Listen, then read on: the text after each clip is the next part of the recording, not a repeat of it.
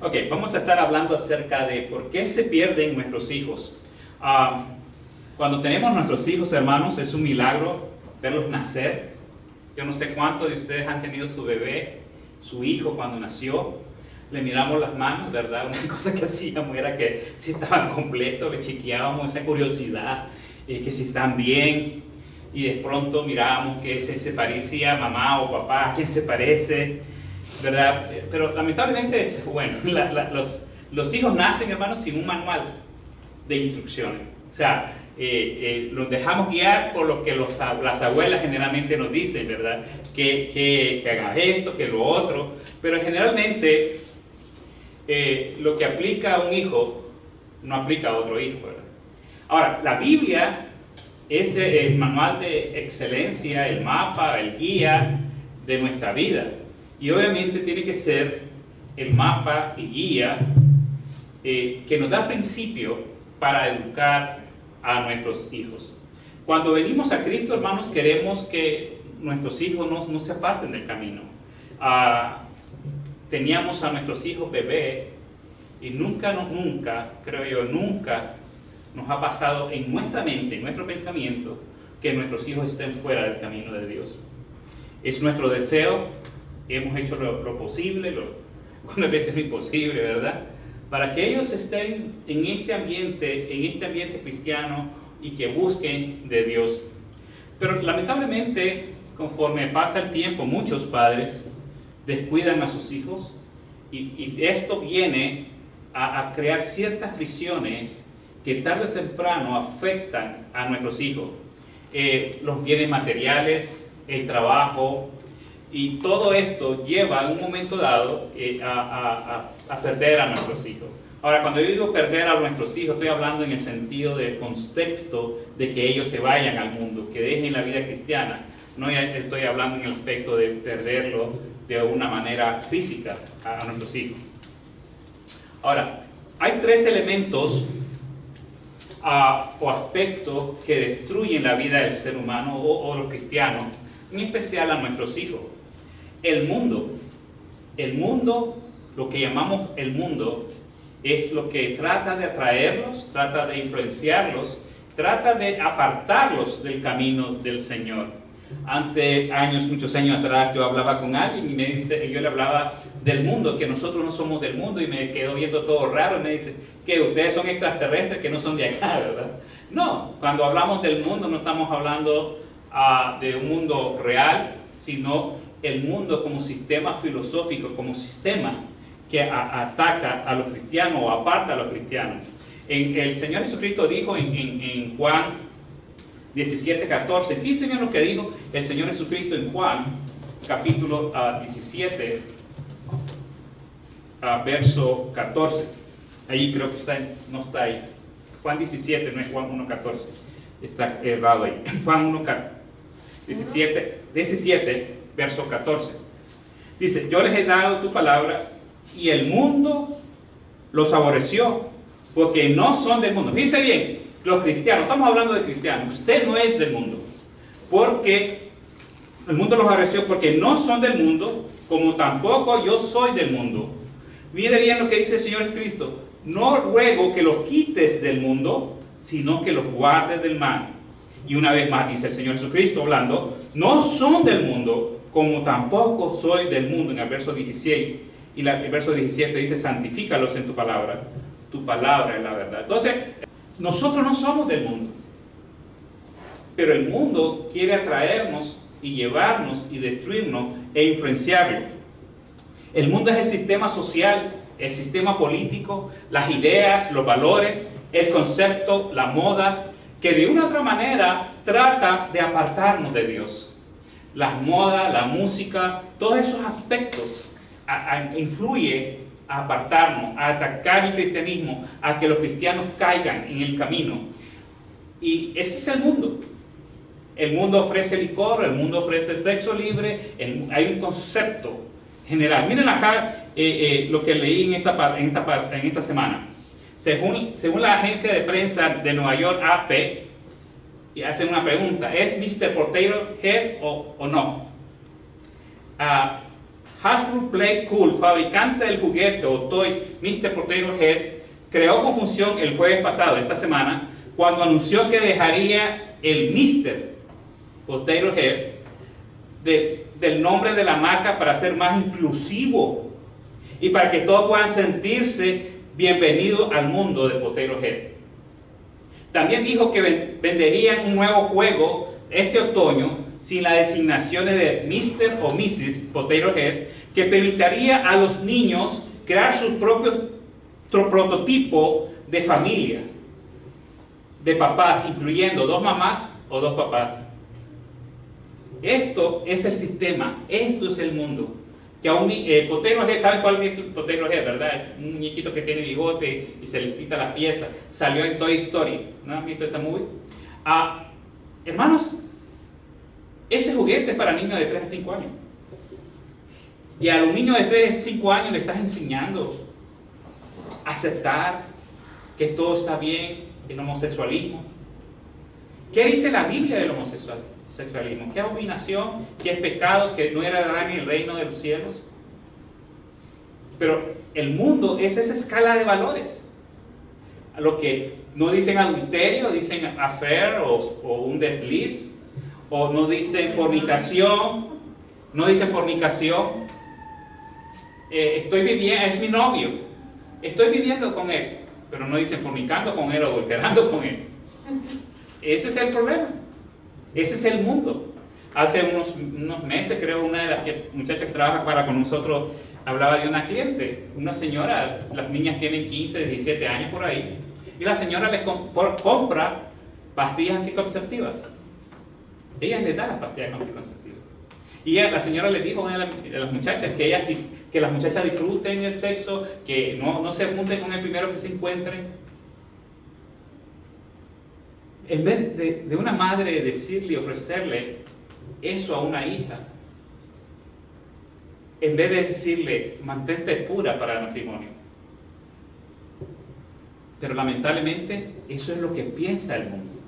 Eso es el mundo. De ese mundo es que nos formamos parte nosotros. De esa línea de pensamiento no formamos parte de nosotros. Jesucristo dijo, ni yo tampoco, porque pertenecemos al fundamento de la palabra del Señor, que es nuestra guía. Y ese es el mundo de pecado, hermanos. Ese es lo que enseña el mundo.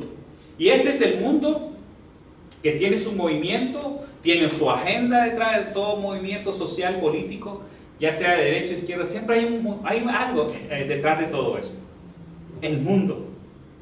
Pero sin embargo, como creyentes, hermanos, tenemos que tener nuestra escala de valores.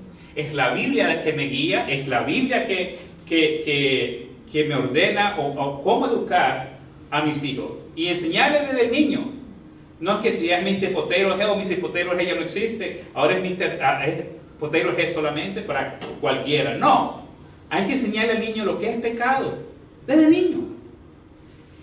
Lamentablemente, ese es el mundo que está afectando a nuestros jóvenes, está influenciando a nuestros jóvenes. La moda, los sistemas de presión social que ellos tienen, de que tienen que aparentar algo para que no sean considerados normales, jóvenes, ¿verdad?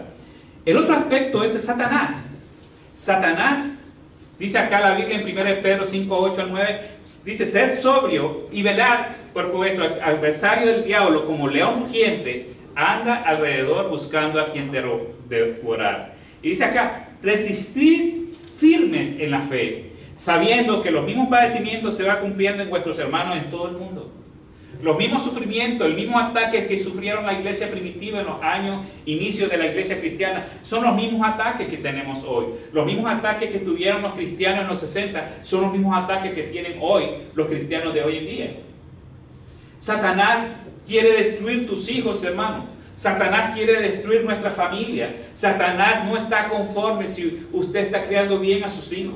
Usted está buscando de Dios para formar un hogar, una pareja conforme a la voluntad de Dios. No, simplemente Satanás quiere influenciarle y quiere atacarle para destruir su vida como creyente. Quiere verlo fuera de la iglesia, quiere verlo tomando, quiere verlo en destrucción, quiere verlo con sexo libre, cosas así. Porque Satanás es enemigo de Dios.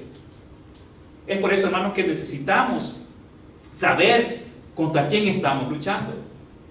Y aquí la Biblia nos enseña a resistir al diablo por medio de la fe.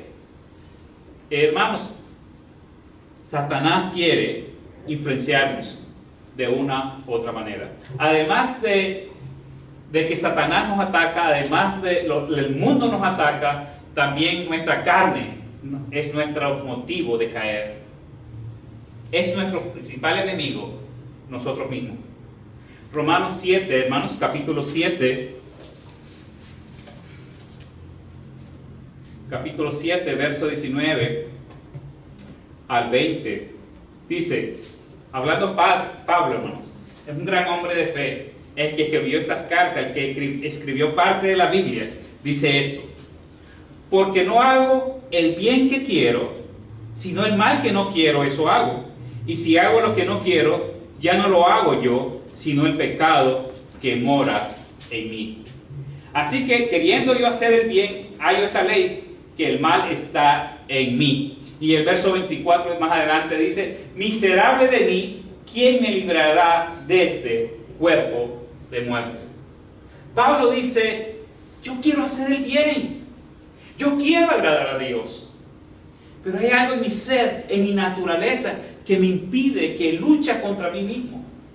Esa es la carne. Dice Pablo: ¿quién me librará de este cuerpo de muerte? Hermano, usted quiere vivir una vida cristiana grande, fructífera, pero su carne, su influencia, su concupiscencia, sus deseos nos aparta, y fracasamos y fracasamos y fracasamos en nuestra vida cristiana. Esos son los elementos que nuestros jóvenes, igual que nosotros, luchan. En un mundo que los atrae, Satanás atacando y su propia naturaleza de pecado. Y esos son los elementos que nosotros tenemos que tener cuidados, igual como adultos. Pero los jóvenes, más que todo, por su falta de experiencia, por su falta de curiosidad, muchos jóvenes han caído en pecado. Me acordaba muchos años atrás, hablaba con un joven y nos decía: ¿por qué tomaste? ¿Por qué tenías que ir a tomar una copa? Y me dijo: por curiosidad, porque quería saber qué se sentía. Pero en realidad, hermanos, esa es la lucha. Luchamos contra el mundo, contra Satanás y con nosotros mismos, nuestra naturaleza de pecado. Hermanos, es difícil pensar que el pecado está ahí en medio de nosotros, y tenemos que luchar. Ahora, ¿por qué se pierden nuestros hijos? Que ese es el tema que estamos hablando acá. Uno de los problemas que a través de los años yo he visto, y lo digo por experiencia, pero vamos a hablar basado en la palabra del Señor, es la falta de disciplina. El niño pide límites. Decía un pastor: el joven y el niño nos pide a gritos, que le demos el límite, nos piden que le digamos hasta dónde pueden llegar. Pero lamentablemente muchas veces por falta de disciplina, el niño no conoce hasta dónde tiene que llegar, y avanza en falta de disciplina. Proverbios 13:24 dice: el que detiene el castigo a su hijo aborrece. Miren qué bien duro Dios hablando de esto. El que detiene el castigo a su hijo aborrece, mas el que lo ama desde temprano lo corrige. Así yo por eso nos levantamos a las 5 de la mañana a corregir a nuestros hijos. No se refiere al tiempo acá, sino cuando niño, cuando es temprano, cuando niño, ¿verdad? Fíjense bien lo que digo, voy a repetir una vez más. Proverbios 13:24, esta no es mi opinión, este es mi consejo, esto es lo que dice la Biblia. El que detiene el castigo a su hijo aborrece, mas el que lo ama desde temprano, o sea, desde muy niño, lo corrige. Hebreos 12:6 dice así también: porque el Señor al que ama disciplina y azota a todo aquel que recibe por hijo. Si soportáis la disciplina, Dios os trata como a hijos, porque ¿qué hijo es aquel a quien el Padre no disciplina. O sea, Dios se compara como el Padre natural y dice, yo disciplino a mis hijos. Y aquí dice, ¿qué hijo es aquel a quien el Padre no disciplina? O sea, la disciplina es importante, la disciplina tiene que formar parte de nuestra vida. Ahora, uno de los problemas de la disciplina es esto. El padre castiga al niño y la madre dice, no. Y tal vez el padre dice, no hagas esto. Y la mamá dice, no, sí. O la mamá dice, no hay que hacer esto, hijo, y te vamos a castigar. Hoy no vas a tener, por decir algo, hoy no vas a ver televisión. Viene el niño, llega el padre y, ay papi, y convence al papá y el papá, pues enciende la TV. Pero la mamá, yo le dije que no ibas a ver TV. Ah, ¿eso qué? O sea, los padres tienen que tener una unidad en la disciplina. Yo siempre he dicho, somos un sindicato único. Si no estamos de acuerdo, después hablamos, pero en el momento delante de nuestros hijos, tenemos que estar unidos en la disciplina. No que el padre dice una cosa y el padre, él va perdiendo, va perdiendo la autoridad de los padres. El niño va perdiendo esa autoridad cuando un padre dice una cosa y la mamá dice otra cosa. Tiene que haber una unidad en los padres.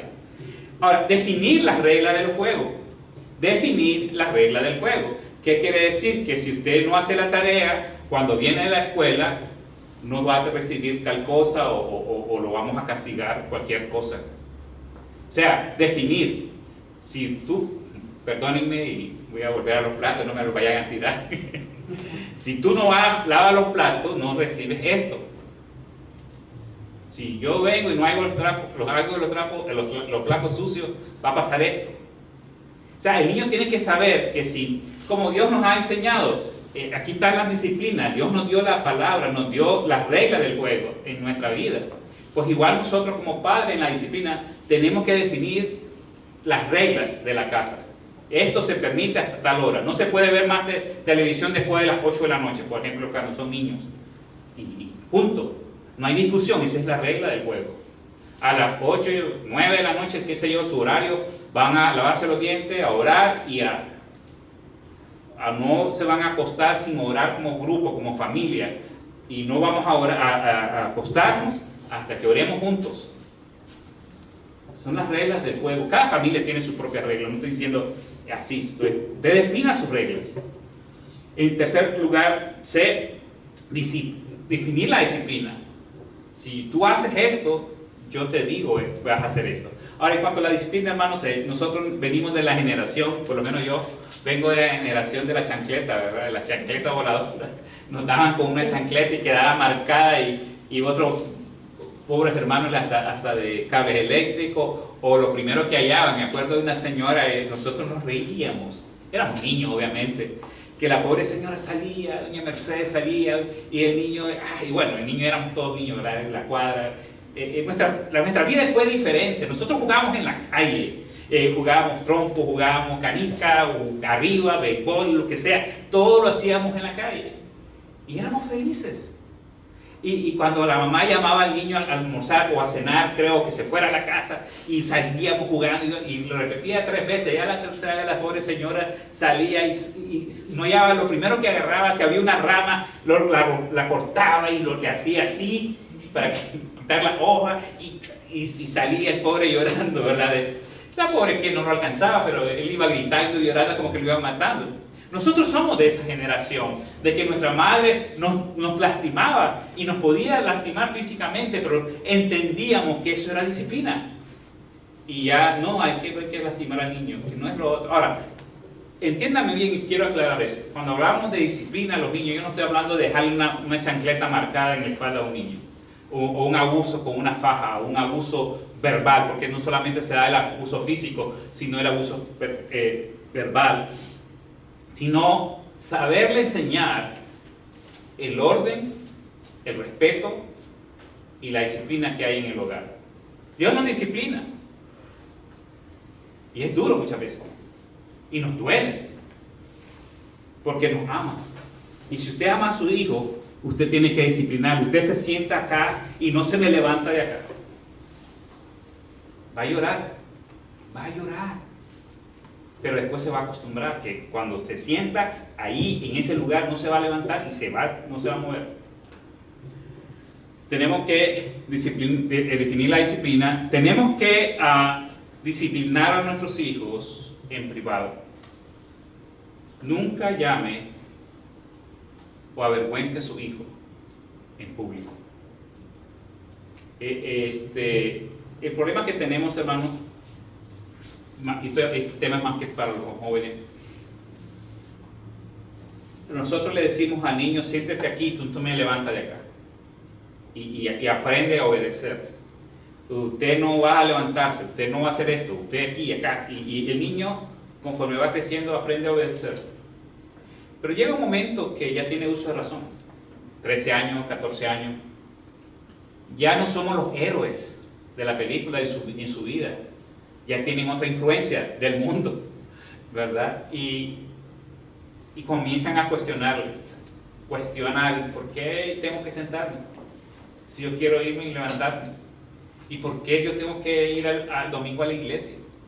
¿Y por qué tal cosa? Entonces, van a haber momentos que usted va a quererle disciplinar en público. No lo haga. Hágalo en casa. Se puede evitar un problema. Porque si usted acostumbra a darle con la mano al niño y lo hace en público, le llaman a la policía. 2, el niño tiene vergüenza. Así como usted tiene vergüenza en público, así el niño tiene vergüenza y podemos crearles traumas emocionales. Ahora, no estoy diciendo que no lo discipline, en público. No caer en el abuso infantil, esto mismo que estoy hablando, no al maltrato físico. Explicarle al niño por qué le disciplina. O sea, uno hay que darle las reglas. Un ejemplo, yo no sé, ahorita tantos años ya no puedo explicar alguno. Por ejemplo, el niño tiró la comida y no comió y la tiró. Bueno, uno tiene que recoger la comida y llevar el plato al zinc y se le castiga. Pero tiene que explicarle por qué. Porque botaste la comida, porque tiraste, porque mentiste, porque contestaste mal. Una de las cosas importantes que aprender es nunca permita que el niño le hable para atrás. Porque si lo hace ahora que tiene 3, 4 años, cuando tenga 15, 20 años, no solamente le va a volver a dar para atrás, sino le puede ofender. Enseñarle al niño que usted es el padre y usted es la autoridad. Ahora, cuando usted lo discipline, hermanos, explíquele por qué lo está disciplinando. Te estoy disciplinando, pues vamos al plato, porque tiraste la comida. Pongamos la mentira, porque mentiste. Te estoy disciplinando. Entonces aquí, un ejemplo, una mentira, tenemos que explicarles que la autoridad no es nuestra. Fíjense bien, yo disciplino a mis hijos no por mi autoridad, sino por la autoridad que me es dada por Dios. Entonces, si el niño miente, usted lo va a disciplinar porque mintió. Usted tiene que explicarle al niño: tú mentiste y yo te disciplino porque la Biblia dice que no mentirás. Dios nos enseña a no mentir y por eso te voy a hacer esto, por esto te disciplino. Ahora, parece muy cursi esto, pero es la manera bíblica de enseñarle. Por ejemplo, la mentira, otra vez. ¿Por qué me castigas? ¿Por qué mentiste? ¿Y por qué? Porque yo digo eso, porque yo digo. No, porque la Biblia dice que la mentira es pecado. O sea, usted le está introduciendo, le está influenciando del niño, le está discipulando. Cuando hablamos de disciplina no es de regañar, pegar, disciplina es discipular. De ahí viene la palabra. Cuando usted le dice al niño, mentiste porque y te castigo, porque la Biblia dice, el Señor dice que es pecado. Entonces el niño ya no es que mi padre dice que la mentira es pecado, sino que Dios dice que la mentira es pecado. Ahora, cuando se le regaña, se le castiga, ya sea con un fajazo o algo así, déle el tiempo de llorar, déjele tiempo de que se desahogue. Pero cuando haya pasado un tiempo, como padre, regrese a su hijo, que ya lo castigó, abrácele y dígale que le ama. Y si es posible, lo correcto sería orar juntos. Vamos a orar para que Dios no te vuelva, para que tú no vuelvas a mentir, para que yo no te tenga que castigar. Eso, orar juntos. La disciplina va a mano con la palabra de Dios, con el abrazo, el afecto del Padre y con la oración. Así estamos moldeando a los hijos desde niños. Ahora, hacer esto con un niño de 15 años, 18 años, se puede hacer, pero es un poco más difícil. Pero que el niño ya llega un momento que ya se acostumbra o ya tiene una idea, o mentí, me van a castigar, no porque mi papá dice, sino porque la Biblia dice.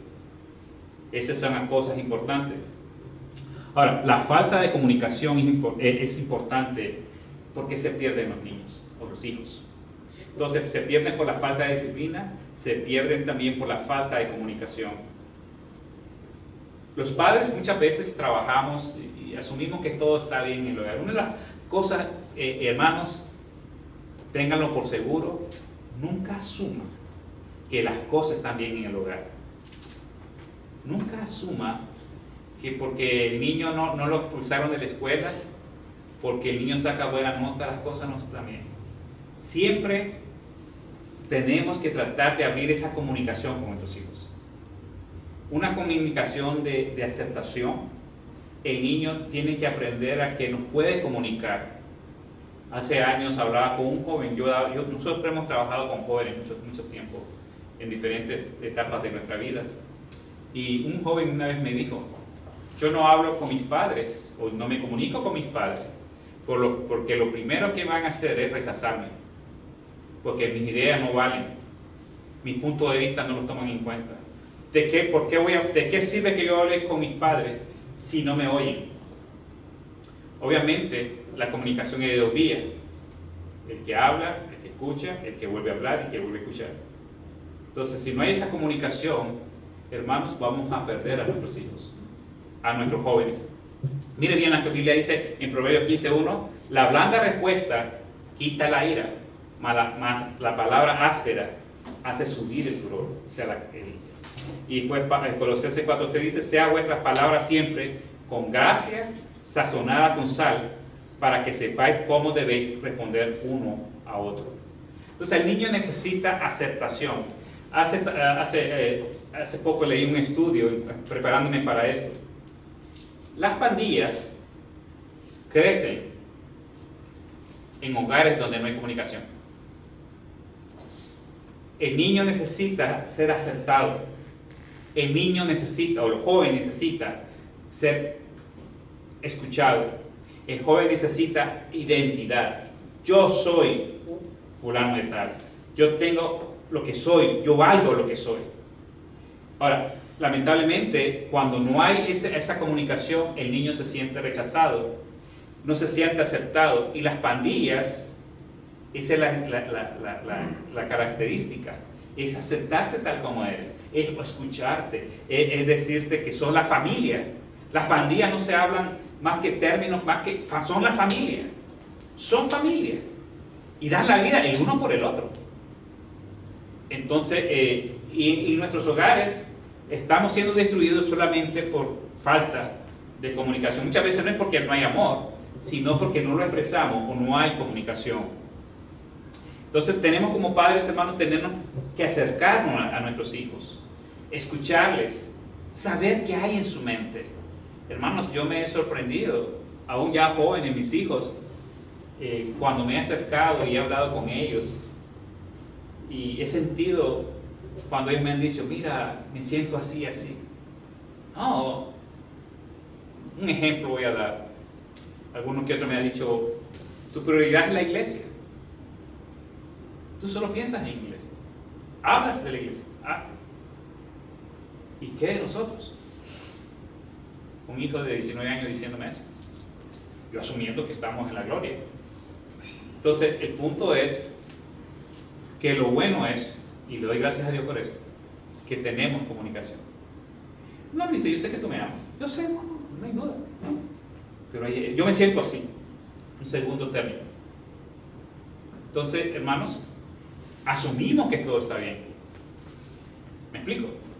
Pero necesitamos comunicarnos. Comunicarnos. La clave aquí, para no perder a los hijos, es comunicarnos. Ellos van a crecer, van a tener sus propias ideas y vamos a tener un momento de escuchar, que escucharlos, de oírles, de aceptar su idea, que a veces son locas. Por ejemplo, un día, bueno, mis hijos estaban más jóvenes, vamos para Europa. Uno tiene más de 20 y tantos años, el otro 20 y tantos, el otro era menor de edad, pero es momento de respetar. El otro dijo, bueno, me voy para la Universidad de Nueva York. Con 22 años, ¿qué le voy a decir? Es un hombre, legalmente. ¿Verdad? ¿Qué me queda? Es esperar y confiar en Dios. Ahora, tercer lugar, falta de ser cristianos genuinos. Ahora, vivimos en una sociedad de capas, de máscaras, bueno, ahora más que nunca de máscaras, y muchas veces usamos máscaras cristianas y presentamos en la iglesia lo que es una cara, en nuestro trabajo, en nuestros amigos, pero en nuestro hogar enseñamos lo que realmente somos. Y nuestros hijos ven esa inconsistencia, que no somos genuinos. Y ellos, a través de eso, van perdiéndonos su corazón para con nosotros. Y nos ven como fake, como falsos, cristianos falsos, por qué no decirlo, hipócritas. Mire acá en Gálatas capítulo 2, verso 14, vemos un caso interesante. Aquí Pablo, una discusión entre Pablo y Pedro, imagínense. Gálatas 2:14. Gálatas 2:14. Tengo mala cita acá.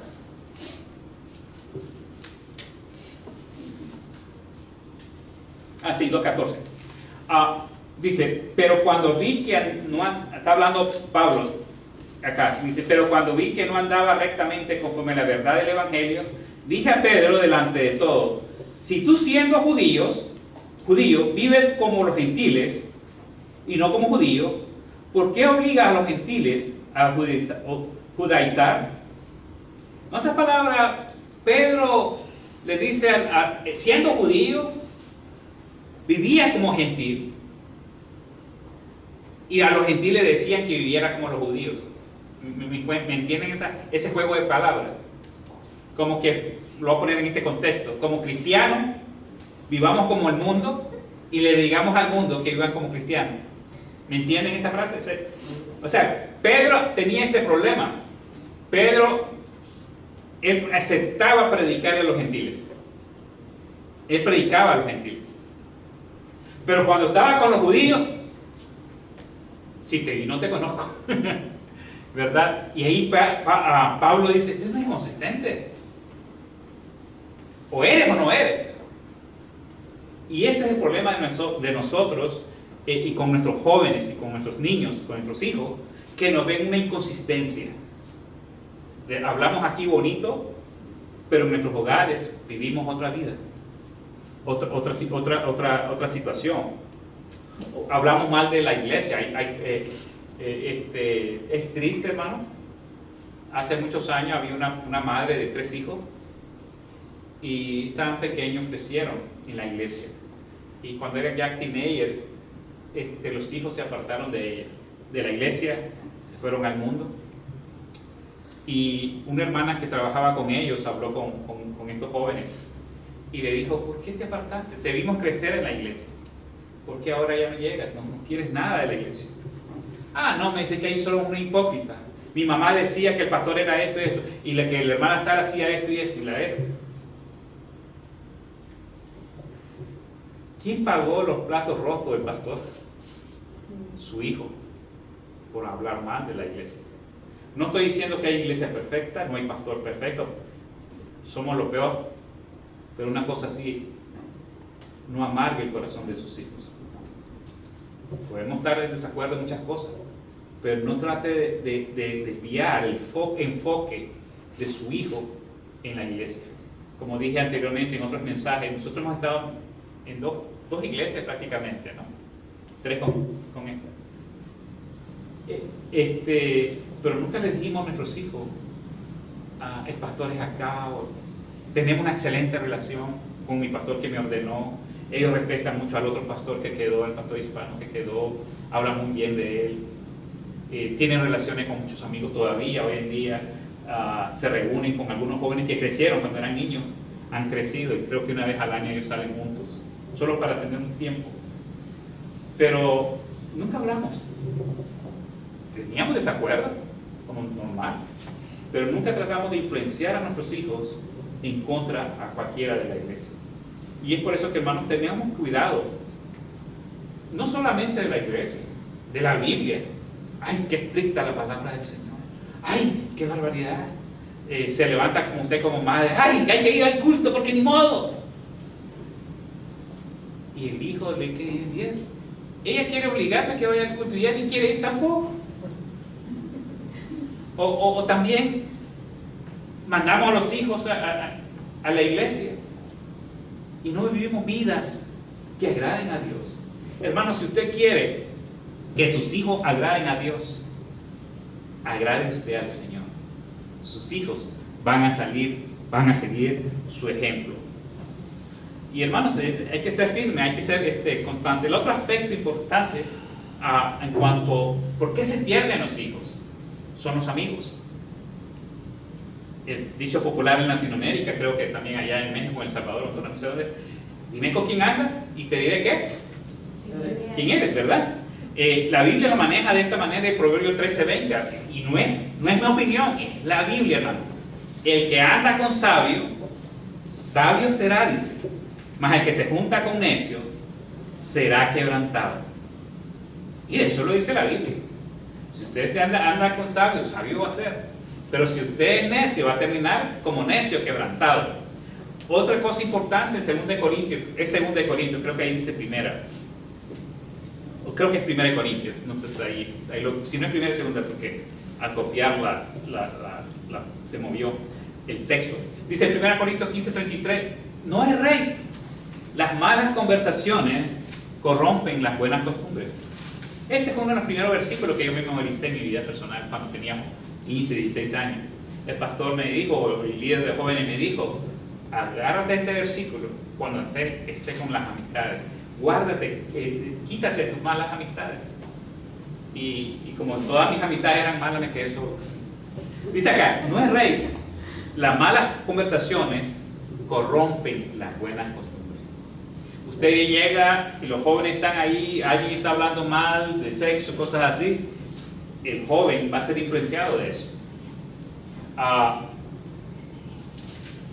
Todo lo que hagan los amigos van a influenciarlo de una u otra manera a nuestros hijos, a apartarse del Señor, a no querer ir a la iglesia. Ahora, hay un momento que los hijos crecen y ya no es usted el primer lugar, es el amigo, o lo que dice mi amigo dice esto. Usted dice, la Biblia dice esto y esto, y su hijo va a decir, mi amigo dice esto. Pero tratemos de saber involucrarnos con nuestros hijos en quiénes andan, con quién andan. En veces, más que todo, es de tener una comunicación, de enseñarles que no se dejen influenciar por los demás. Nuestros jóvenes hermanos, cuando son criados en la iglesia, en un sentido son inocentes. Solo saben de mamá y papá, la iglesia. Pero cuando se juntan con los amigos saben de droga, de alcohol, de sexo. Y este joven que se ha criado en la iglesia o una familia cristiana recta se encuentra en desventaja porque no sabe. Le dicen, toma un trago, no te va a hacer nada, ¿no? Una cerveza, no te da nada. Es pecado. Y eso poco a poco el joven va pecando y se va alejando. Y sin saber nosotros, vamos perdiendo a nuestros hijos. Y es triste, hermano, que las amistades corrompen a nuestros hijos. Y por eso hay que tener cuidado con quienes andan, con quienes, que es el novio que anda por ahí, o que es la novia que anda por ahí. Porque, hermanos, querramos o no, ellos van a influenciar en su mente y en su corazón. Y si ellos tienen malos principios, van a afectar la vida cristiana de ellos. Y tarde o temprano van a caer. Otra cosa, por qué se pierden los hijos? Es porque muchas veces transmitimos la amargura nuestra a nuestros hijos. Muchas veces nosotros tenemos amarguras, la vida nos ha tratado mal, hemos tenido malas experiencias, quizás un divorcio, quizás nos trataron mal, discriminación, qué sé yo. Y esas cosas quedan aquí en el corazón y hay amargura en nosotros. Metas no logradas, sueños y anhelos que no hemos logrado. Eso, en vez de hacerse sueño, se hace pesadilla y se convierte en una amargura en nosotros, que está allí, está latente. Y en Efesios 4:31 dice: quítese de vosotros toda amargura, enojo, ira, gritería, maledicencia y toda malicia. Antes, sed benignos unos con otros, misericordiosos, perdonándonos unos a otros, como Dios también os perdonó a vosotros en Cristo. Amados hermanos, la amargura la tenemos ahí. Muchas veces, ¿por qué el padre grita en la casa? Es porque tiene una amargura. ¿Por qué la madre comienza a regañar al hijo y gritar y gritar y gritar? Porque tiene una amargura. ¿Por qué a veces aconsejamos mal a nuestros hijos? Porque tenemos una amargura en el corazón. Y lamentablemente la vida no es color de rosa. Vamos a sufrir y en veces esos resentimientos se los transmitimos a nuestros hijos. Estamos enojados con alguien y comenzamos a hablar de esa persona y transmitimos esa mala energía o ese mal pensamiento a nuestros hijos. Y hay hijos que va viendo al vecino que le dice que es malo y va creando resentimiento sin haber tenido una experiencia. Por ejemplo, en los matrimonios que se quiebran, ¿no?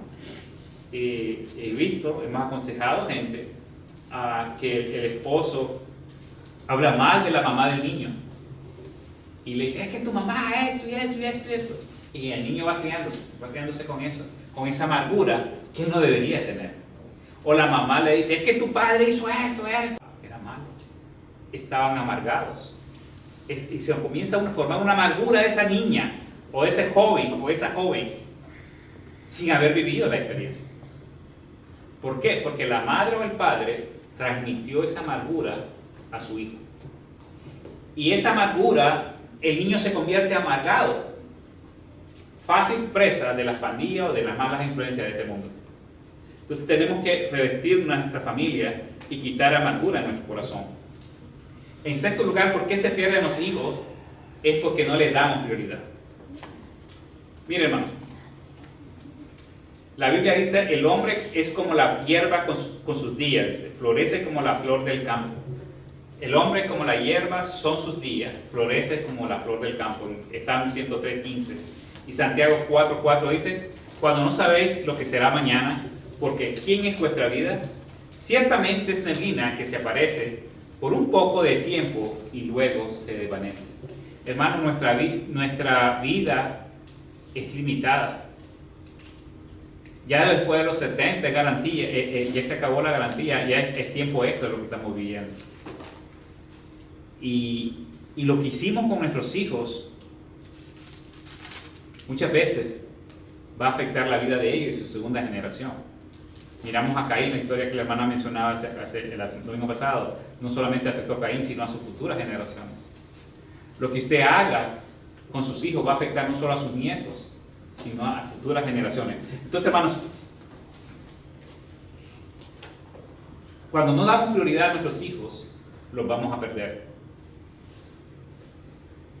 La vida pasa rápidamente, el tiempo pasa rápidamente. Ese niño que usted está cargando, cuando usted ve, ya tiene 15, 18 años. Ya habla diferente, ya tiene voz de estéreo. Ya no es el niño de papi, papi, ¿no, verdad? Y cuando no le damos la prioridad, el niño se siente rechazado. Muchos padres pasan en Facebook, pasan con sus amigos pescando, pasan en muchas actividades personales, en el trabajo mismo, pero no le dan el tiempo a su hijo, no le dan la prioridad a su hijo. Y eso es uno de los grandes problemas que tenemos cuando los padres no le damos prioridad. Que el niño sepa que no importa qué, es el número uno de usted. No el segundo lugar, sino que sea el número uno. Por eso se pierden los hijos. Ahora, por cómo evitar perder a nuestros hijos. ¿Cómo evitar perder a nuestros hijos? En primer lugar, hermanos, la oración. La oración. Eso nos podrá ayudar mucho. Santiago 5:7 dice: por tanto, hermanos, tened paciencia hasta la venida del Señor. Mirad cómo el labrador espera del precioso fruto de la tierra, aguardando con paciencia hasta que él reciba la lluvia temprana y tardía. Tened también vosotros paciencia y afirmad vuestros corazones, porque la venida del Señor se acerca. Hermanos, no os quejéis unos a otros para que no seáis condenados. He aquí, el juez está delante de vosotros. Y el verso 15 dice: y la oración de fe salvará al enfermo, y el Señor lo levantará, y si hubiera cometido pecado, le serán perdonados. Hermanos, la oración de fe es la que nos puede ayudar a criar a nuestros hijos. Ahora, no es de la noche a la mañana. Tenemos que enseñarle a nuestros hijos a orar desde niño. Cada noche siéntese usted con su niño y enséñele a orar. Jóvenes, que hay un tiempo en la familia que podamos unirnos con nuestros jóvenes, con nuestros hijos, a orar. Cuando se cena, se almuerza, y si tenemos la oportunidad de estar juntos, podamos, como les dijera yo, tener un tiempo para orar. Algo que nosotros disfrutamos es orar cuando comemos. Yo he visto gente, hermano, familia, que se sirve llega uno, están todos, ¿verdad? Llega uno, se sirve y cada quien agarra su plato, come a la hora que quiera. Si uno llegó 5 minutos tarde, si otro llegó 10 minutos después, no importa, cada quien come y comió todo el mundo. Pero no hubo un momento para celebrar y para dar gracias a Dios por la comida. Cada quien comió, llegó, comió, punto. Pero qué distinto es cuando tomamos el tiempo, nos tomamos el tiempo para esperarnos los unos a los otros y comer juntos. Y cuando estamos juntos, poder orar.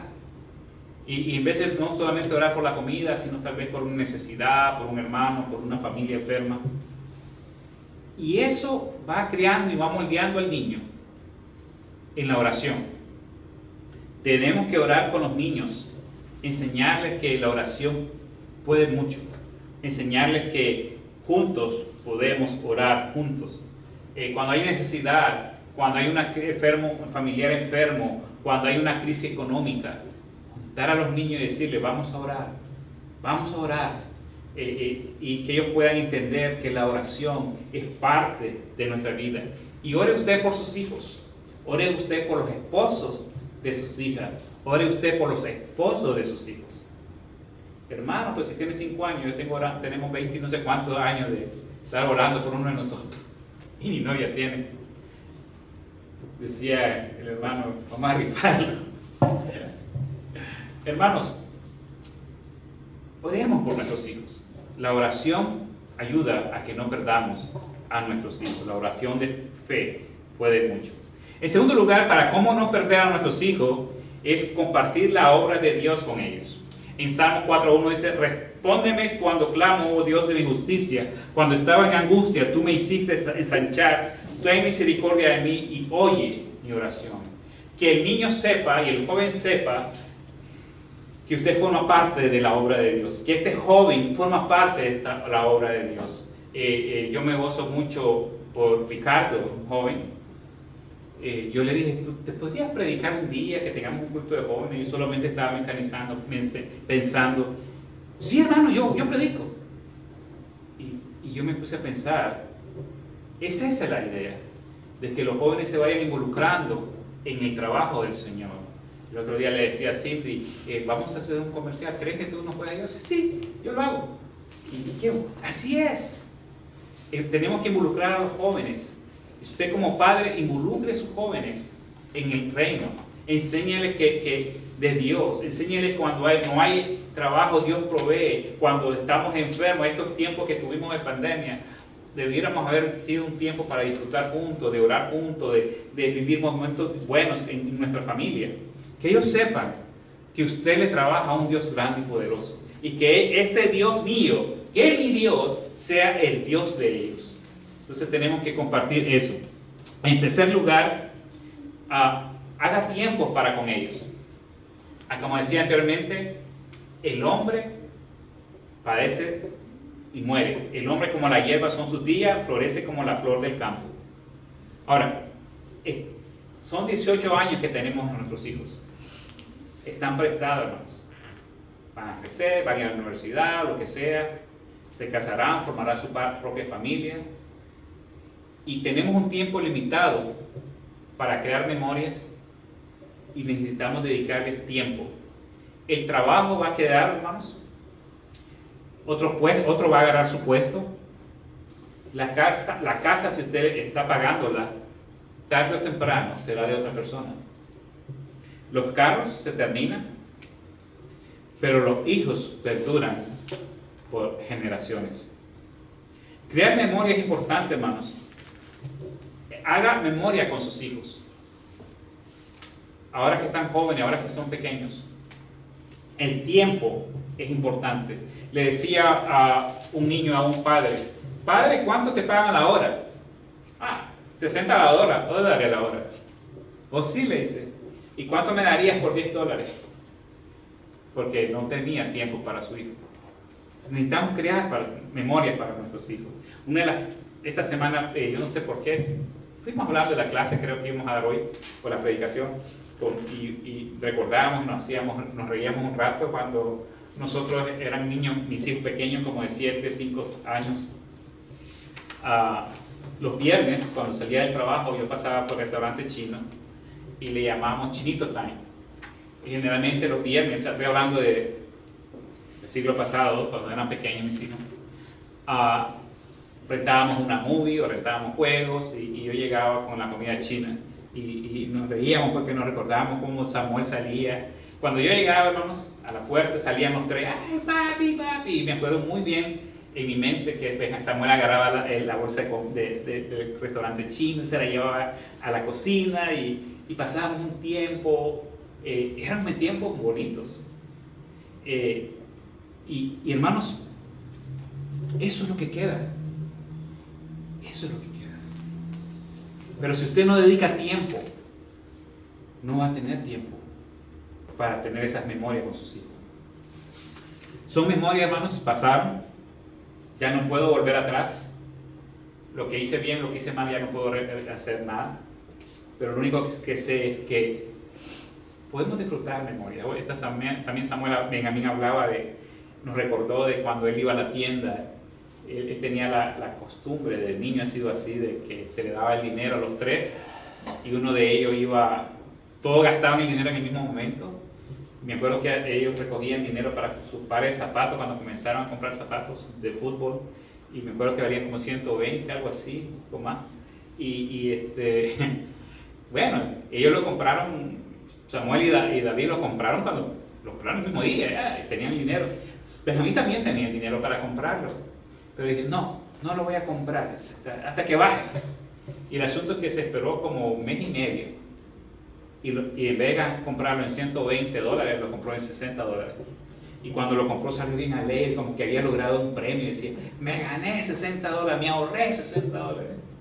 Y nos gozamos de esas memorias, algo sencillo. Pero así usted puede crear memoria con sus hijos, hermano. Ahora, en cuarto lugar, hermano, cómo no perder a nuestros hijos es cumpla lo que promete. Eclesiastés 5:5 dice, mejor es que no prometas y no cumplas. Hermanos, cumplamos lo que prometamos a nuestros hijos. Hasta la disciplina, hermanos. Si usted dice, te voy a castigar, cumpla eso. ¿verdad? Ese es en contexto bíblico es cuando no prometer a Dios, ¿verdad? Pero generalmente aquí nos deja entender que debemos cumplir lo que prometemos. Si usted le dijo a su hijo que le va a castigar, pues déle castigo cuando toque. Y también debemos cumplir con nuestros hijos para crear una protección con ellos, que ellos sepan que papá cumple, que ellos sepan que hay un respeto en el hogar, que hay cariño en el hogar. Ahora, en punto número 5, ¿qué podemos hacer para mejorar a los hijos? Es tener puertas abiertas a pesar de las circunstancias. Lo que quiero decir aquí, hermanos, que su hijo joven sepa que no importa lo que él haga,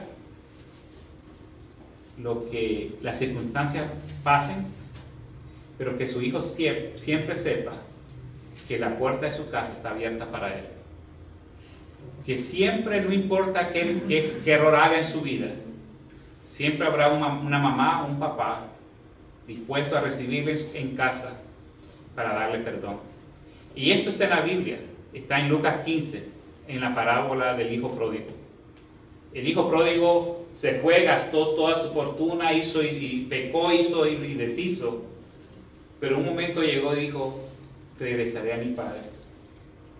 Si usted le cierra esa puerta a su hijo, téngalo seguro que usted nunca volverá a tenerlo cuando él se vaya. Mirábamos esta semana un reportaje de una niña que se fue de la casa por 14 años. Vivía cerca del edificio como homeless en Nueva York. O sea, ellos eran de dinero. Tenían en la 5 Avenida, creo que era. Ellos vivían en un parque famoso que está por ahí. Pero ella vivía debajo de un puente por varios años, pasó así, 4 años, algo así. Y vivía cerca. Hasta que una niña de la escuela la vio y la conoció. Y le preguntaron, ¿por qué no regresaste? ¿Por qué nunca regresaste a tu casa? Si estabas a 5 cuadras de tu casa. Porque yo sabía que mis padres nunca me abrirían la puerta de regreso. Cuando las mamás se dieron cuenta, los padres le besaron y le recibieron con aquel amor. Recuerden que su hija y su hijo sepan que no importa lo que hagan, que usted y sus esposos o los padres, su hogar, su puerta está abierta para no darle esa puerta al mundo. Que la puerta nunca se cierre en nuestros hogares, que el niño siempre sepa que hay un refugio a donde ir. En cierto lugar, hermanos, hay que reconocer que somos, aceptar nuestros errores. Hermanos, como padres queremos ser perfectos, pero vamos a cometer errores. Va a haber un tiempo, hermano, que usted le va a tener que pedir perdón a sus hijos. Esto es difícil de decirlo, ¿verdad? Pero la Biblia en Romanos 10 dice, no hay justo ni a uno. Todos fallamos, todos somos malos. Y hermanos, en medio de nuestro pecado, de nuestra manera de ser, vamos a fallar. Quizás vamos a fallar en juzgar a nuestros hijos. Quizás vamos a fallar a no perdonar sus errores. Y eso es triste. Hay que reconocer nuestros errores. Si nos equivocamos, puede decirles, lo siento, me equivoqué, pedirle perdón. O inclusive cosas que hicimos cuando eran niños. Quizás no los orientamos bien en algo, le fallamos en algo cuando eran niños. Ahora que están adolescentes o que están jóvenes, ¿por qué no tocar el tema y pedirles perdón? Y decirle, mira, perdóname porque nunca te llevé a la iglesia. Perdóname porque no te di el tiempo que tú merecías. Cuando usted le es sincero a ese joven, a ese niño, él va a poder entender que tiene un padre que tiene cuidado de él. Mis hermanos, no somos perfectos y vamos a fallar. Ahora, en séptimo lugar, no provoque, ¿por qué no? ¿Cómo salvar a nuestros hijos? A que se vayan de nosotros. No provoque a ira a sus hijos. La Biblia de Efesios 6:14 dice, y vosotros padres, no provoquéis a ira a vuestros hijos, sino criarlos en disciplina y amonestación del Señor. En disciplina y amonestación del Señor. No la mía, sino la del Señor. Como dije anteriormente, nuestros hijos crecen, tienen sus propios temperamentos, sus propios pensamientos, y necesitamos, hermanos, entenderles y no provocar a ira, no provocar discusiones fuertes. Ahora, lo que tenemos que hacer es, con los jóvenes, es tratar cuándo vamos a hablar con ellos. Algo curioso que en los últimos años hemos aprendido. Yo soy muy efusivo, hermanos. A mí, les digo las cosas así, y yo dije, ya, lo hice. No, he tenido que aprender. Y una de que me ha ayudado mucho es mi esposa. No se lo digas ahorita. Es que le voy a decir tal cosa. Y me la meto. No le digas ahorita. Y ya hasta se me olvida. Hasta tengo que anotar en la agenda para decirle. Y ya cuando se lo digo, como ya no estoy enojado, se lo digo como le tiro Chapulín Colorado, ¿verdad? O como Chespirito, que no se enojen, ¿verdad? Sí, hermanos. Entonces, hermanos, tenemos que tener cuidado con nuestros hijos y no provocar esas aficiones. No grite a sus hijos, ¿no? Cada vez que nosotros gritamos a nuestros hijos, es una falta de autoridad nuestra a nuestros hijos. ¿A usted le gustaría que le griten? Que su jefe le grite. Entonces usted tiene que aprender eso también. Tenemos que aprender a respetar a nuestros hijos. En octavo lugar, hermanos, enseña a sus hijos una fe no fingida. En 2 Timoteo, ahí dice 1 Timoteo, pero igual me equivoqué, hermano. En 2 Timoteo 1:5.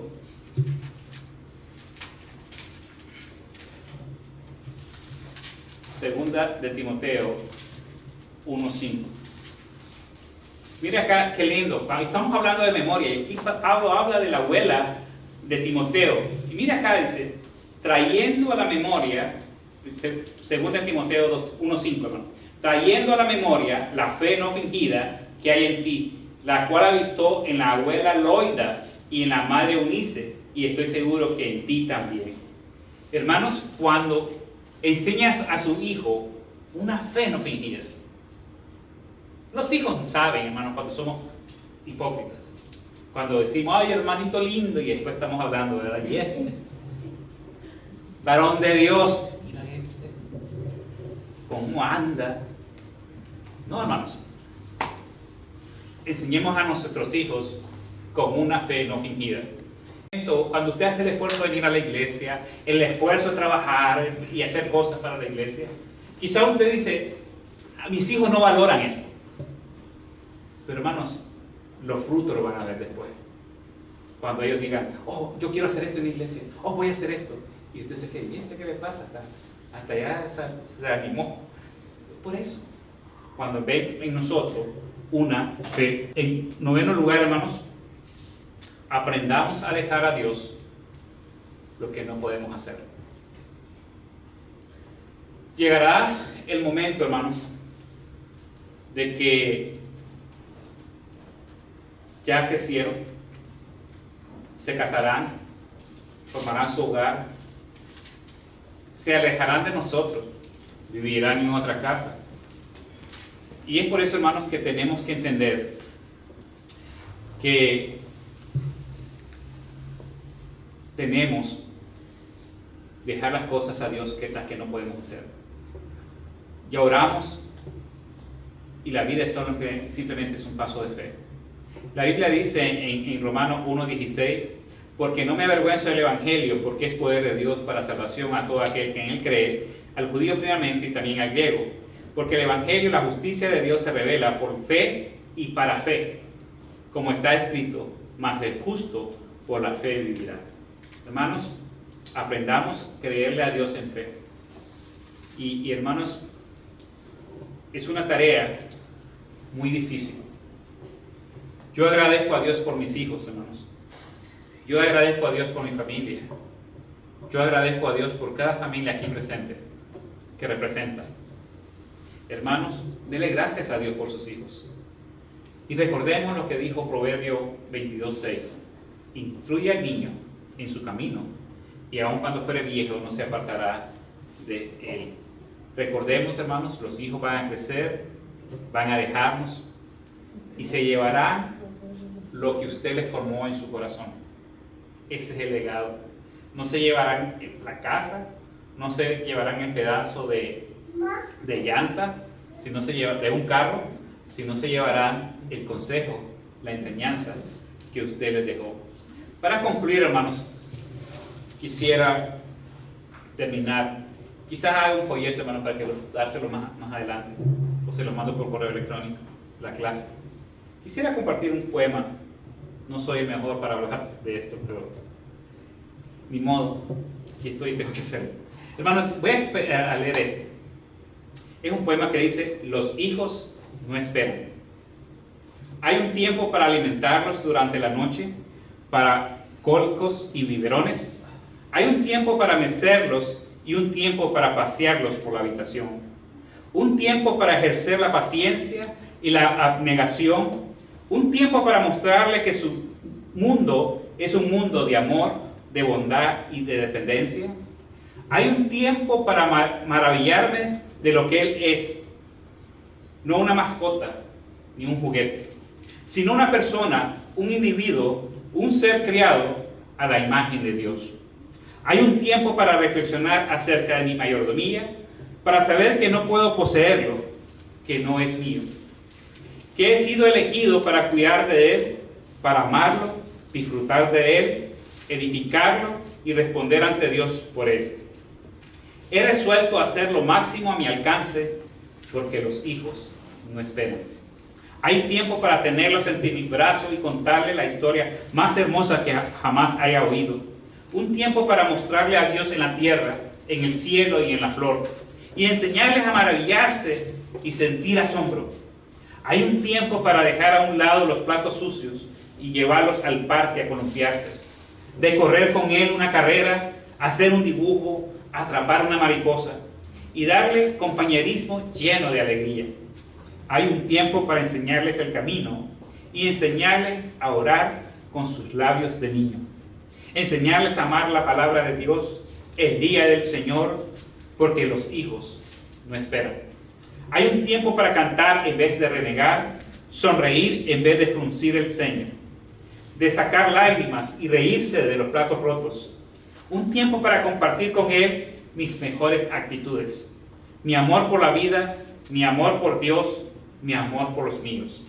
Hay un tiempo para contestar a sus preguntas, a todas sus preguntas, porque quizás vendrá el momento en que no querrá escuchar mis respuestas. Hay un tiempo para enseñarles muy pacientemente a obedecer, a poner en su lugar los juguetes. Hay un tiempo para mostrarles lo hermoso del deber cumplido, de adquirir el hábito de leer la Biblia, de gozarse en la comunión y adoración en medio de los suyos, de conocer la paz que viene de la oración, porque los hijos no esperan. Hay un tiempo para verlos partir valientemente a la escuela y extrañar su manera de estar siempre alrededor mío, de saber que hay otros que atraen su interés, pero de saber que estaré allí para responder a su llamado.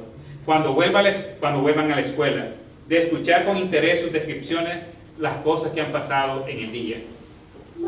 Hay un tiempo para enseñarles a ser independientes, a tener responsabilidad, autodisciplina, de ser firmes, pero afectuosos, de saber disciplinarlos con amor, porque pronto llegará el momento de dejarlos partir y soltar los lazos de mi vida, porque los hijos no esperan.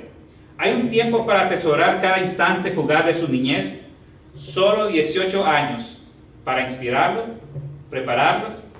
No voy a cambiar este derecho natural por ese plato de lenteja llamado posición social o reputación profesional o por un cheque de sueldo. Una hora de dedicación hoy podrá salvar años de dolor mañana. La casa puede esperar, los platos pueden esperar, las piezas nuevas pueden esperar, pero los hijos no esperan. Llegará el momento en que ya no habrá más puertas que golpean, ni juguete en la escalera, ni peleas entre ellos, ni marcas en las paredes. Entonces podré mirar atrás con gozo y no con pesar. Y esto concluye acá, dice: Dios, dame la sabiduría para saber que hoy es el día de mis hijos. No existen los momentos de poca importancia en sus vidas, que sepan comprender que no hay carrera mejor, ni trabajo más remunerado, ni tarea más urgente, que yo no postorque ni descuide esta labor, que me pueda hacer aceptar con gozo y con la ayuda del Espíritu Santo y por su gracia que cuenta y es breve, que mi tiempo es hoy, porque los hijos no esperan. fue escrito por Helen N. Young. Vamos a orar, hermanos. Padre Santo, muchas gracias, Señor, por este tiempo. Gracias por el momento que tuvimos, gracias por la charla.